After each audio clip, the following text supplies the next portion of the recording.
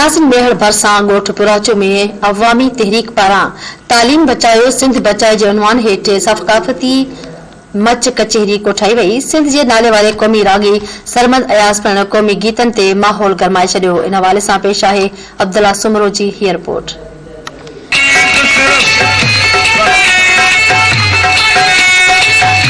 अवामी तहरीक पारां मेहर भरसा ॻोठ पुराचो में तालीम बचायो सिंध बचायो अवामी सक़ाफ़ती मच तकरीब कोठाई वई आहे। इन हवाले सां अचो त तकरीब में शिरकत कंदड़ अॻवान सां ॻाल्हि कयूं छा चवण।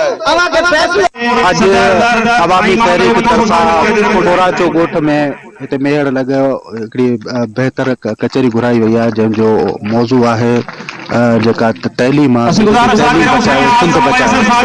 अवामी तहरीक सम्झे थी जेको तइलीम जे हवाले सां जेको सूरत हाल आहे सिंध जी उहा इंतिहाई ॻणती जो बि सूरत हाल आहे। असांजा जेके पंहिंजा माण्हू आहिनि जेके जिन जा ॿार अनपढ़ियल आहिनि जेके ॿार स्कूल में नथा वञनि उन्हनि खे अची ॿुधायूं त बाबा अचो त पाण पंहिंजे स्कूल खोलाइण जे लाइ जिदोजहद करियूं जीअं हिते पोराचो में कयो जी तव्हांखे ख़बर आहे।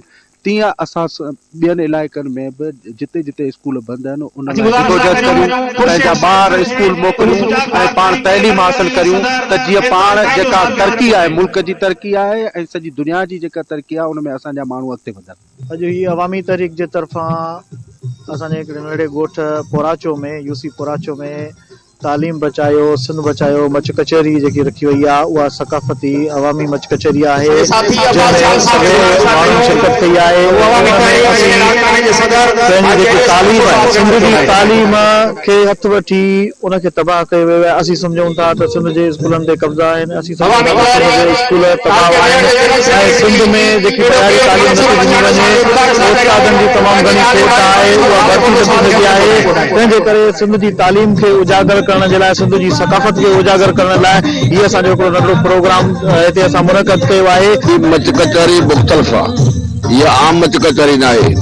ही तालीम बचायो सिंध बचायो मच कचहरी आहे। अहिड़ा मच कचहरियूं इलाही थींदियूं आहिनि पर हिन जो रुख़ ॿियो आहे, इनकलाबी आहे, हिन जो कदम इनकलाबी आहे, हिन जो इल्मु ऐं इन ते ज़ोर आहे। ऐं असां था चऊं त अहिड़े बुख बेरोज़गारी बदहाली ॾुकारी में अहिड़ा मच मचाइण अहिड़ी कचहरी करणु इहा का घटि कान्हे।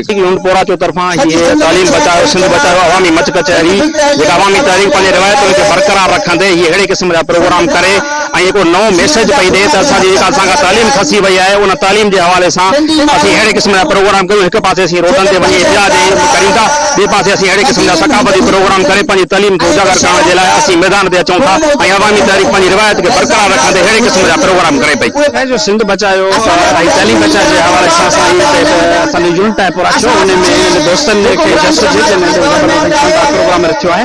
हिन जो मक़सदु इहो आहे त तालीम बचाए जो हिन ते ॻोठा वारनि दोस्तनि ऑलरेडी अॻ में तालीम जे हवाले सां काफ़ी कम कया आहिनि ऐं हिन यूनिट हिन ॻोठ जे लाइ स्कूल ते वॾी कोशिशि कई जंहिंमें 28 लख रुपए जो हिकिड़ो स्कूल आहे उहो पूरो थियो आहे। हिननि जो शौर अची चुको आहे। कैमरामैन दरबान सौगर सां गॾु अब्दुल्ला सुमरो न्यूज़ मेयर।